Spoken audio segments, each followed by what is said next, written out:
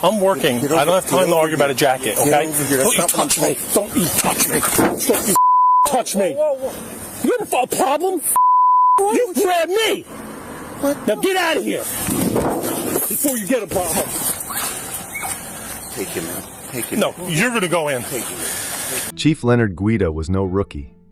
He'd been on the public payroll since 1983. His yearly salary exceeded $200,000. A 40-year veteran. There's no excuse he shouldn't know the law. I can't get any. Can you tell me your first name at least?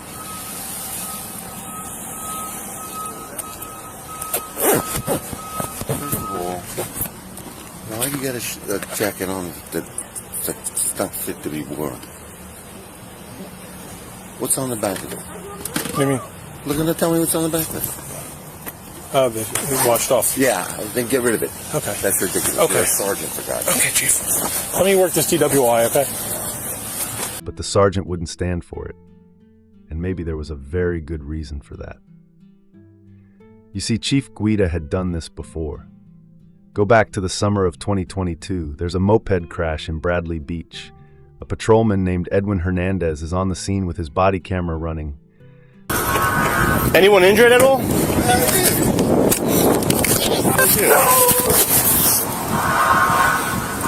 Did you hit your head at all or anything like that? No, I had my helmet on. Just my left knee hurts a little bit. Okay, and there's the truck right here? Yeah. Okay. What else is hurting besides the knee? Just my left knee, really. 131 about. He's complaining of knee injury. So he has a scrape, some lacerations. Let me get you an ice pack. The Sam 38 Papa Zebra uniform. Other than that, it looks like he was hit by the truck there. Left knee injury, saying it's bothering him. A little scratch here, a little blood there, but other than that, he says he remembers everything that happened. He didn't hit his head. He didn't lose consciousness at all. Right? Papa Zebra uniform. Hey, Edwin. I got it, thank you. Right now? Where's he at? Affirmative. 4 Foxtrot 4 Expressway. I was trying to unlock the thing, man.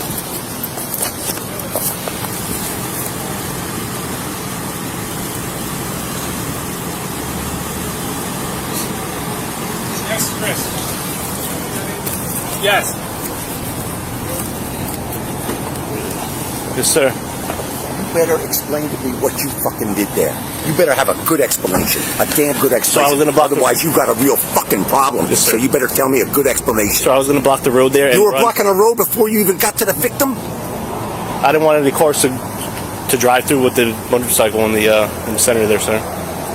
So you decided to let the victim sit up there and sit No, down on the I was ground? going to grab my bag and run over. You didn't grab your bag. You didn't do nothing. So You got fucking morons there looking at waiting for you to come down. You were sitting in that fucking car.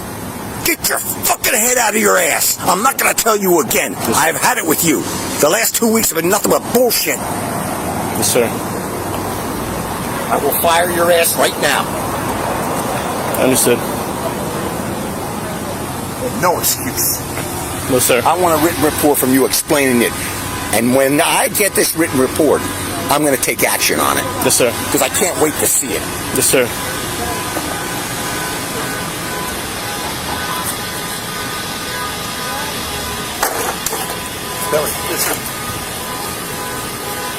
Guida shows up and goes off on him, yelling and cursing at his own officer.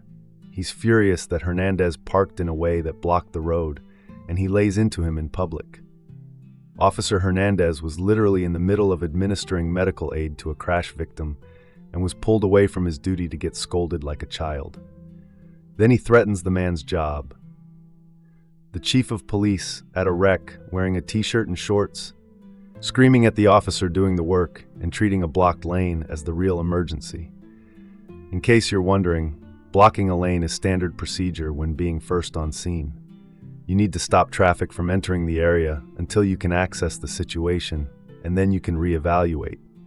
The whole point of the block is to prevent another incident, such as a bystander or first responder getting struck.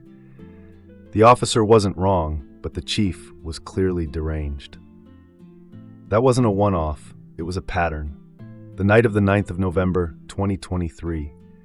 Around 10:30, there's another crash on Main Street, a suspected drunk driving wreck. A sergeant named William Major is working it with 3 body cameras rolling. Guida turns up off duty, once again in street clothes. Instead of asking about the crash or the driver or whether anyone's hurt, he pulls his sergeant aside to talk about his jacket. He tells Major the jacket isn't fit to be worn. The sergeant, in the middle of a possible drunk driving investigation, says he doesn't have time to argue about a jacket. Chief, I'm on a DWI. Over here. Chief, I'm on a DWI. Get over here. I'm on a DWI.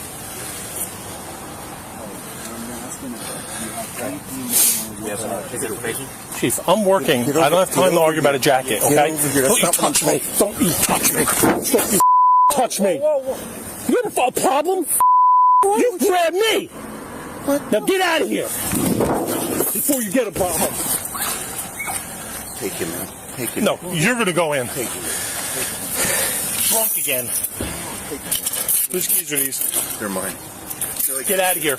No. Chief, get out of here or you're going to get locked up. No, Chief, you're going to get locked up.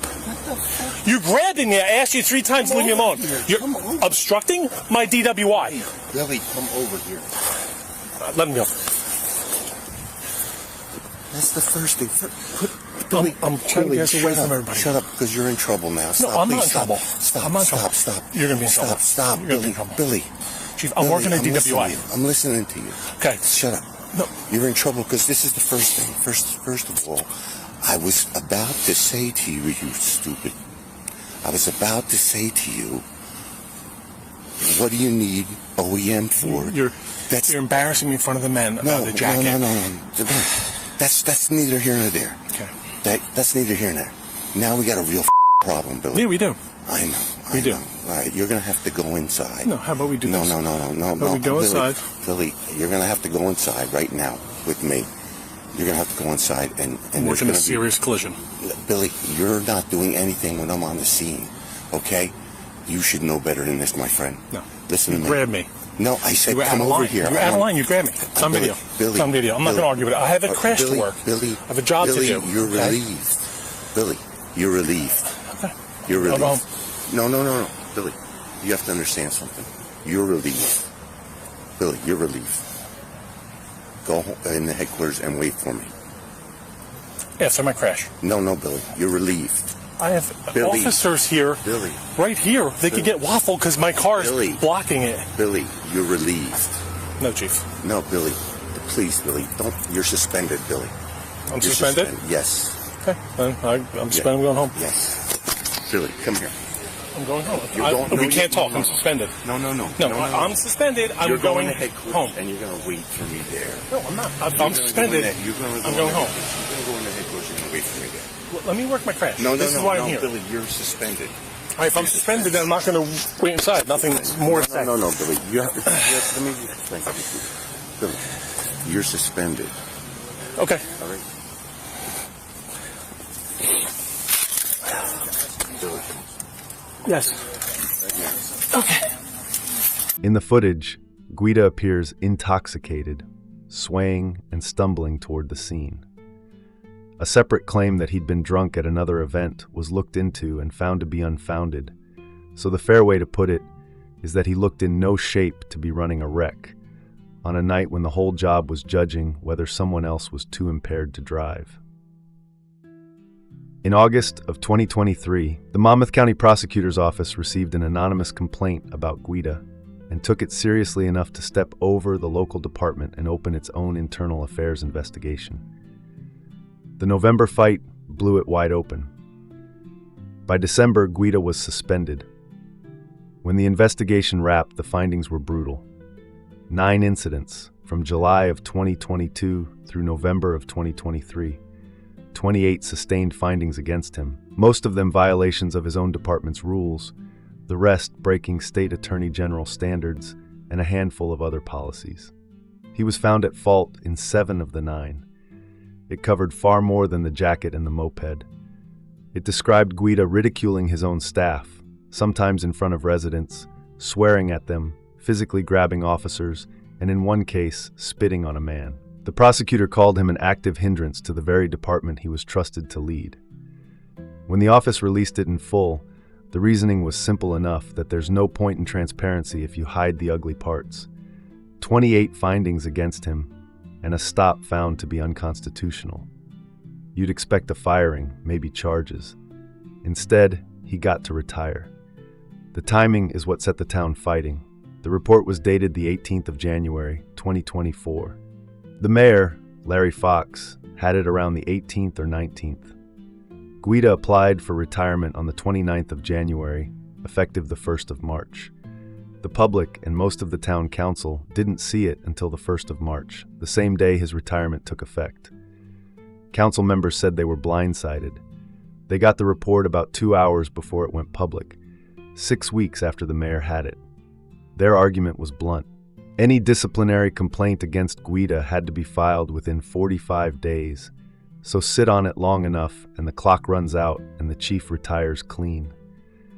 The mayor's answer was that he'd kept it quiet on the prosecutor's own advice and that he'd already penalized Guida by $117,000. The council scrambled and held a special meeting on a Sunday, the 3rd of March, to start disciplinary proceedings anyway. Guida sued them. His attorney argued it was moot since the man had already retired and that the council hadn't given proper legal notice of the meeting. On the 26th of March, a Superior Court judge agreed on the notice and threw out the action, while making clear he was ruling on the paperwork, not on whether the charges were true.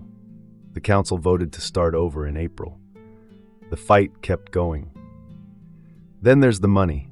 By retiring 6 months early, Guida did give up about half a year of that salary. But the town also agreed to pay him out over 3 years for time he'd built up under his contract, on top of the pension he'd earned across more than 40 years on the payroll. In 2025, the borough passed another resolution to pay him for accrued sick time in 3 installments. Pensions and contracts are a maze, and no one should treat a single red of a deal like this, mine included, as the last word.